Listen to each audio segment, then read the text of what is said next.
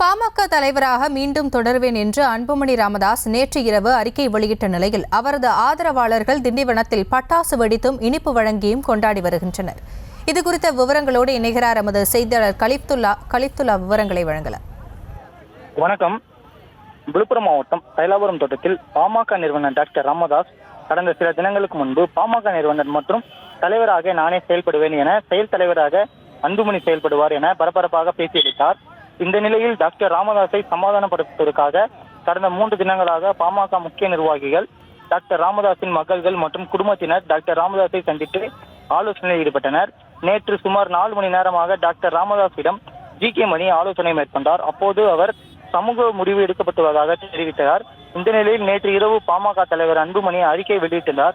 அந்த அறிக்கையில் பாமக தலைவராக நானே செயல்படுவேன், நான் தான் தலைவர், என் தந்தை ராமதாஸுக்கு புகழ் சேர்க்கும் வகையில் பாமகவை தொடர்ந்து வழிநடத்துவேன், வலிமையான கூட்டணியை அமைக்க வேண்டியது எனது கடமை, அன்புமணி ராமதாஸ் அறிக்கை வெளியிட்ட நிலையில் இதனைத் தொடர்ந்து திண்டிவனத்தில் உள்ள அன்புமணி ஆதரவாளரான திண்டிவனம் முன்னாள் நகர செயலர் ராஜேஷ் தலைமையிலான 20க்கும் மேற்பட்ட பாமகவினர் திண்டிவனம் தாலுகா அலுவலகம் முன்பு பட்டாசுகள் வெடித்தும் இனிப்புகள் வழங்கியும் கொண்டாடி வருகின்றனர்.